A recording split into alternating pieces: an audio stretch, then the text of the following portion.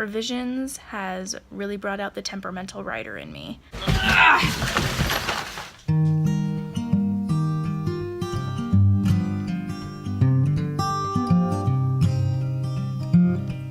Happy Saturday, everybody. It is, what is it? We're in week 5. Okay. Week 5 of revisions boot camp. My goal is to rewrite the beginning of the book, like the first couple of chapters, and then also work in some other scenes that we're missing.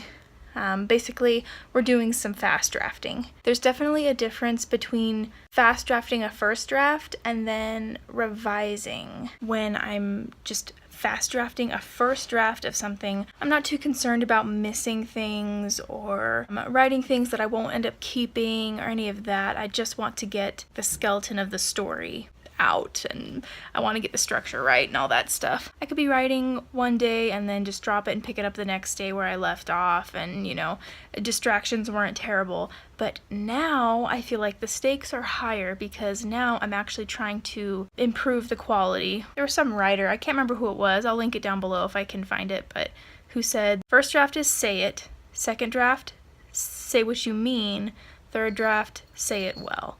So right now I'm in the say what you mean, and I feel like it takes a lot more concentration, and let me tell you, revisions has really brought out the temperamental writer in me. I feel like I cannot write with any kind of distractions at this point because I need to be more immersed in the story before I can actually write anything. I don't know, it's so hard to explain, but please comment below if you know what I'm talking about. Because I feel like the first time when you're just saying it, you can just like bleh, spew out the words. But then when you actually are trying to make it say what you mean, it takes a certain level of immersion. I feel like I need to be more in the zone to know how to fix these scenes or what scenes are missing and which, all of that stuff. I feel like it takes more concentration, and any little distraction just like I want everything to be quiet. I don't want any distraction. I can't think with all these sirens. I don't want anyone to expect anything of me, and I want more than an hour at a time to be able to sit down and work on this. I just wish that I could take several days off of work and just fully immerse myself in this book and make sure it says what I mean it to say. And so today what we're doing, because it's Saturday and I don't have work, I'd like to say I'm gonna spend the whole day writing. No, that would be awesome. But during the read-through process of my book, I pretty much spent it here on the couch because it was cozy out here and I like to read on the couch, so that's what I did. And then I pretty much took all my notes right there at the dining room table. I don't think any of you are going to be familiar enough with the layout of my house to realize that that dining room table did not used to be there. It used to be somewhere else. We bought some new furniture and we rearranged our entire house. And so what happened to my office is that it became a cluttered heap again. Yeah, you guys thought it was bad the last several times I tried to organize it. Oh dang, look at all that junk behind me. So what I'm gonna do today, because I have not been writing in this room obviously, because look at my desk. Cannot write on a desk like that. Because what happened was, when we rearranged our bedroom, we moved my bookshelf out from there because it has more of my books on it, and the bookshelf that was in here had kind of both of our books on it. So we switched the bookshelves, and this bookshelf actually matches my writing desk. And so there's just like books all over the place because I need to set up the bookshelf. But I'm also thinking, so right now my writing desk is back in this corner next to the window, and I kind of don't like that. The opposite corner of the room, over here actually gets better lighting, which would be better for recording purposes, and I just think it would be cozier for some reason back in that corner. What tends to happen in this room is when we clean the rest of the house or organize the rest of the house, anything we don't know what to do with gets thrown in here every time. That's why I'm constantly having to clean this room. So today, the thing is, if there's anything in here that I don't know what to do with, I'm just gonna get rid of it because it obviously doesn't belong anywhere else in the house. It doesn't belong out in our shed. So I'm just getting rid of it. And then we've got this mattress because we got a new mattress. Again, I feel like we are always throwing mattresses in here that we have to get rid of, but So that's what I'm going to do. Get rid of all this stuff. I'm actually going to keep this mattress in here for a little bit because I kind of like having a guest room like we had when I first started this channel. Anyways, that's what's happening today. Let's get started.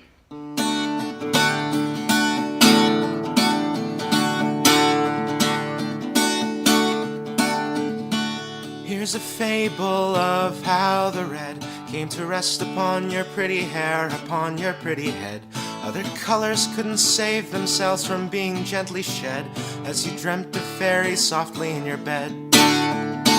And how you danced in the forest green midst a lion and a lady and a forest queen. They loved to see you dancing, they wouldn't let you blend with the green, so they colored your hair red. Here's a tale of how the glitter met your eyes, how it shined and it shined until a river you would cry.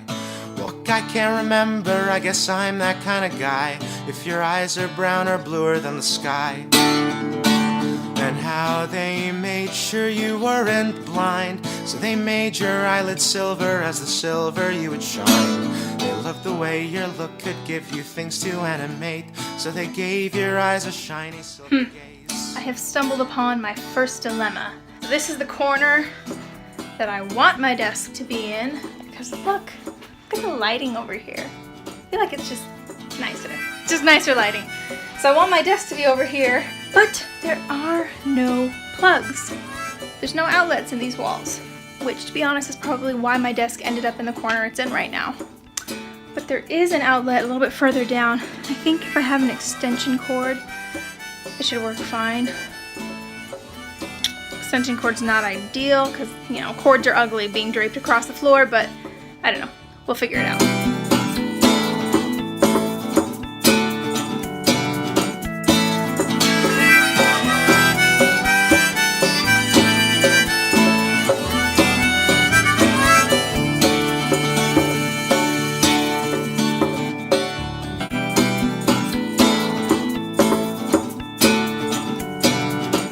If you guys caught what I did there just now, moving my desk with the time lapse going, but this desk is too heavy for me to move, or it was too heavy for me to get out of that corner on my own, and Patrick is out running errands right now, and I didn't want to wait for him to come back because I know it's going to be probably a couple of hours. So I got under the desk and I lifted it with my back and then scooted backwards, and slowly, just doing that over and over again, I was able to pull it out of the corner. I'm kind of proud of myself. I like pulled a Monsieur Madeleine there, or a, you know, Jean Valjean when he's under the cart and he like lifts it up with his shoulders. Anyways, I was proud of myself. Also, look what I found. Does anybody remember this? If you remember this, you've been watching my channel since Camp NaNoWriMo of last year. Woohoo! This was July Camp NaNoWriMo, actually when I started my channel. It's been almost a year, I can't believe it. But whee, I still have my chart. Anyways, back to work.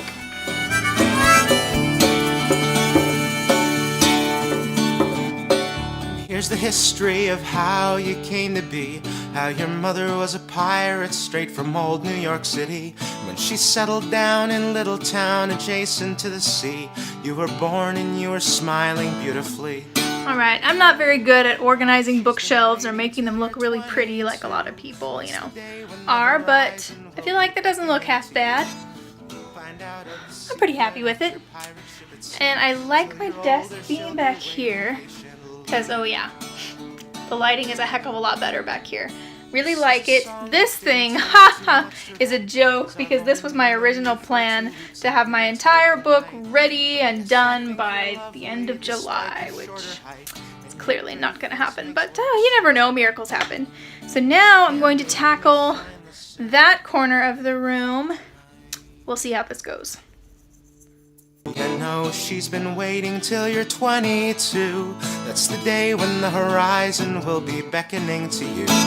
You'll find out of the secret of your pirate ship at sea. Till you're older she'll be waiting patiently. This is a song that didn't take too much to write, 'cause I've only known you for 2 weeks and give or take a night. And yes, I think you're lovely despite your shorter height, and your pretty face makes work seem alright. but you can't make me shine the silver tonight.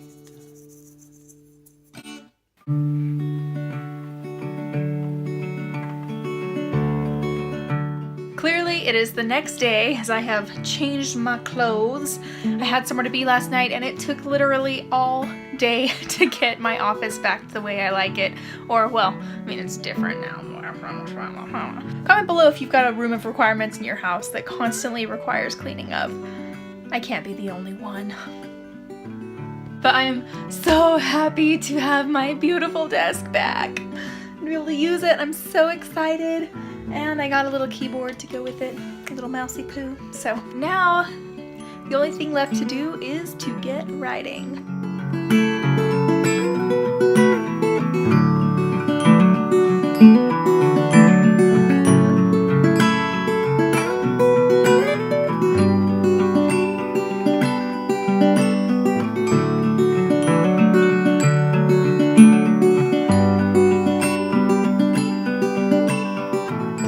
Happy writing, everybody. Would you come and take a walk with me? We'll cross over the mountains and we'll reach the pale blue sea. I love you, I'm so glad you love me too. And I wrote this song for you.